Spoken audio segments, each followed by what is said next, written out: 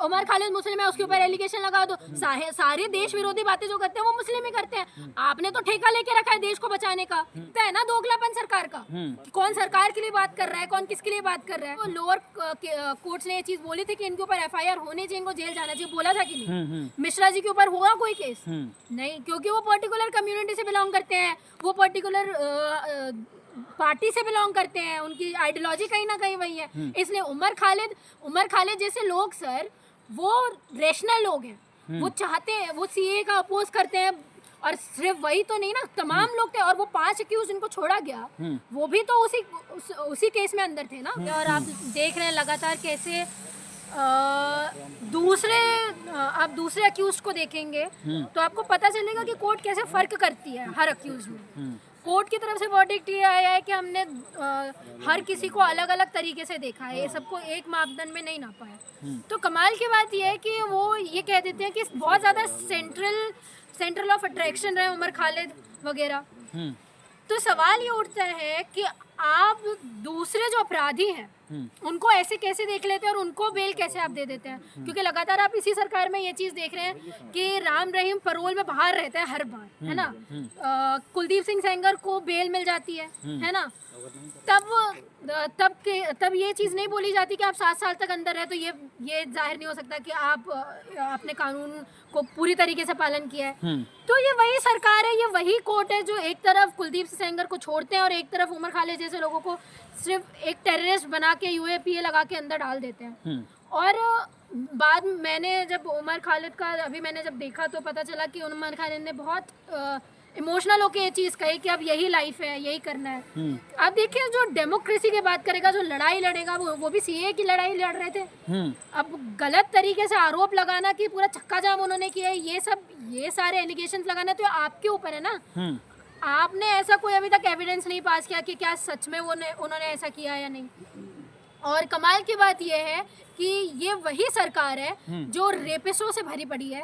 हाँ, ये जो क्रिमिनल से भरी पड़ी है। अभी भी रिसेंट में जो मुद्दा हमारा अंकिता भंडारी का चला, उसमें भी पता है कौन किसने किया है, पर उसको अंदर नहीं डाला जा रहा है। और कुलदीप सिंह सेंगर को छोड़ दिया जाता है, वो तो मुश्किल से हम लोगों के ग्राउंड में उतरने के बाद पता चला और कोर्ट ने वापस ली अपनी वर्डिक्ट।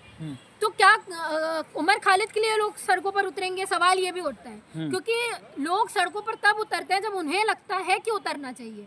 अब उन्हें लगता है कि उमर खालिद ने गलत किया है, पर्टिकुलर कम्युनिटी से बिलोंग करते हैं, तो लोगों के दिमाग में एक परसेप्शन डाल दिया गया है मुस्लिम है तो इन्होंने गलत ही किया होगा। लेकिन कपिल मिश्रा कह रहे हैं कि उमर खालिद ने जो साजिश रची थी उसका अंजाम उनको मिल चुका है। कपिल मिश्रा के ऊपर भी एफआईआर हुई है, ऊपर वाले कोर्ट्स ने रिजेक्ट कर दिया। कपिल मिश्रा ने क्या बोला था कि आज हमको ये पुलिस रोक रही है, कल को ये पुलिस भी नहीं रोक पाएगी हमको।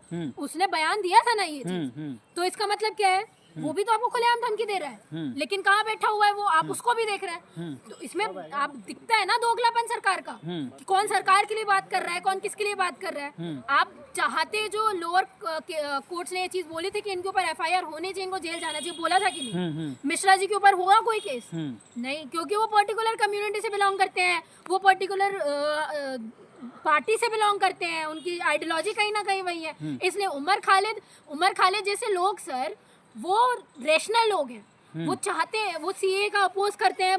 और सिर्फ वही तो नहीं ना, तमाम लोग थे। और वो 5 एक्यूज इनको छोड़ा गया, वो भी तो उसी केस में अंदर थे ना। तो उनमें और इनमें आप क्या फर्क कर रहे हैं मेजर, आप मुझे ये बताइए। लेकिन कपिल मिश्रा कह रहे हैं कि दिल्ली को जलाने की साजिश रची थी, उसका आज इनको मिला है वो अंजाम। हाँ, और दिल्ली को जलाने की साजिश आपको दिख रही है, आप अपने बयान नहीं देखते मिश्रा जी। हाँ, आप अपनी हरकतों को आपने आज तक नहीं देखा कि आप क्या क्या करते हुए आए हैं। जो आप बयान देते हैं वो क्या देश प्रेमी बातें कर रहे हैं आप, वो भी तो देश विरोधी बातें हैं ना। ये चीज बोलना कि आज हमको ट्रम्प की वजह से हम यहाँ पे रुक गए हैं, आज पुलिस इसकी वजह से हम रुक गए, कल को हमको पुलिस भी नहीं रोक पाएगी, ये देश विरोधी बातें हैं कि नहीं है। यूएपी इसमें लगना चाहिए कि नहीं लगना चाहिए, आप बताइए।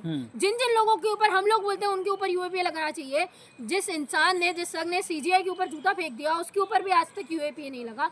आप उमर खालिद जैसे लोगों के ऊपर यूएपी लगा देते हो, आप सोनम वांगचुक जैसे लोगों के ऊपर यूएपी लगा देते हो, जो क्रिमिनल कॉन्स्पिरेंसी कर ही नहीं रहे हैं, जो सिर्फ अपने मुद्दों की बातें रख रहे हैं। भाई यहाँ पे राइट टू प्रोटेस्ट हम लोगों को डॉक्टर अंबेडकर के संविधान ने दिया है ना। आप बताइए, प्रोटेस्ट करने का हक, चक्का जाम करने का हक, हर चीज का हक, स्ट्राइक करने का हक, हम लोगों को हर चीज का हक कॉन्स्टिट्यूशन ही देता है ना। ऐसा कौन सा उल्लंघन हो गया वहाँ पे, मुझे नहीं समझ में आ रहा है। तो क्या या उमर तो- क्या या- उमर खालिद को मुस्लिम होने की सजा मिल रही है? बिल्कुल है सर, सामने सामने आपको दिख रहा है ना।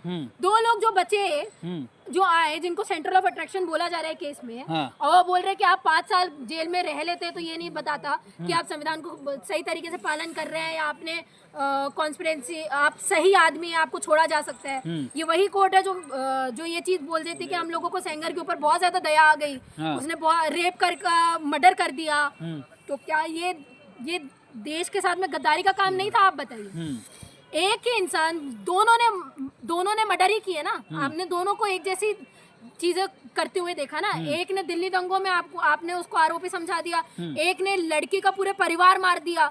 दोनों तो मर्डरर ही हुए आपकी नजर में। तो कुलदीप सिंह सेंगर को छोड़ देना, जमानत दे देना, और उमर खालिद को ये चीज बोलना कि तुम अभी भी जेल में रहो और 1 साल बाद आपका बेल आप बाद में अप्लाई करोगे, तो ये क्या मतलब हुआ? आप मुझे बताइए। मतलब दंगाई के समर्थन कर रही हैं आप?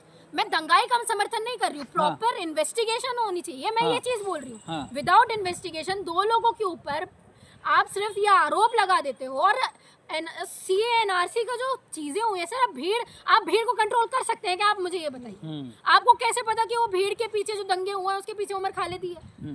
आप बताइए। आपने ये चीज बोल दी कि उन्होंने अपने सीक्रेट कन्वर्सेशंस किए हैं, सीक्रेट सारी सब कुछ करा है। आपको कैसे पता चला ये सारी चीजें? हम लोग प्रोटेस्ट वाले लोग हैं, हमने प्रोटेस्ट देखे हैं सर। हम लोग कंट्रोल करने जाते हैं ना, तो भीड़ को आप कंट्रोल नहीं कर सकते हो। सरकार कह रही है, बीजेपी कह रही है कि उन्होंने ही किया। अरे उनके कहने से क्या होता है? आज तो हम भी कह रहे हैं बीजेपी के सारे लोग क्रिमिनल हैं, वो रेपिस्टों की सरकार है। आप मानेंगे इस चीज को? ये वही लोग हैं ना, ये रेपिस्ट की सरकार है कि नहीं? आप बताइए। संस्कारी लोग हैं। हाँ, संस्कारी लोग हैं, तभी अभी तक अब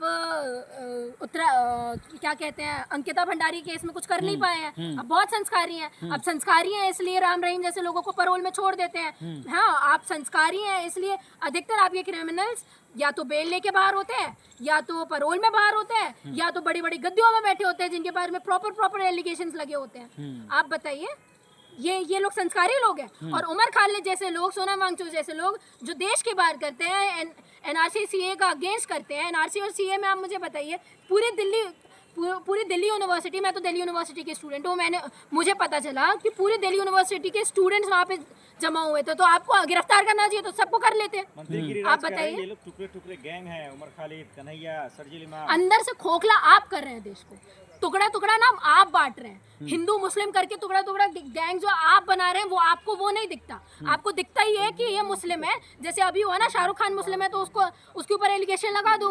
उमर खालिद मुस्लिम है, उसके ऊपर एलिगेशन लगा दो। सारे देश विरोधी बातें जो करते हैं वो मुस्लिम ही करते हैं। आपने तो ठेका लेके रखा है देश को बचाने का, आपने तो सब कुछ कर रखा है, इसलिए आपका मुंह नहीं खुलता ट्रम्प के सामने। जब आप ही के लोगों के ऊपर 200% टैरिफ लगाने की धमकी दे दी जाती है, 300% टैरिफ लगाने की धमकी दे दी जाती है, ट्रम्प ये चीज़ बोल देता है कि अगर आप हमसे क्रूड ऑयल नहीं खरीदोगे तो इसका अंजाम आपको भुगतना पड़ेगा। और मोदी जी ऐसे हाथ जोड़ लेते हैं कि ट्रम्प जी हमने तो समर्पण और साष्टांग दंडवत प्रणाम कर रहे हैं आपको, आपके सामने झुक के माफी मांगते हैं। आप जैसा बोलोगे। अरे विश्व गुरु हैं वो। वही तो मैं बोल रही हूँ, जब क्रूड ऑयल आपको रशिया से बहुत कम दामों में मिल रहा था कि नहीं मिल रहा था?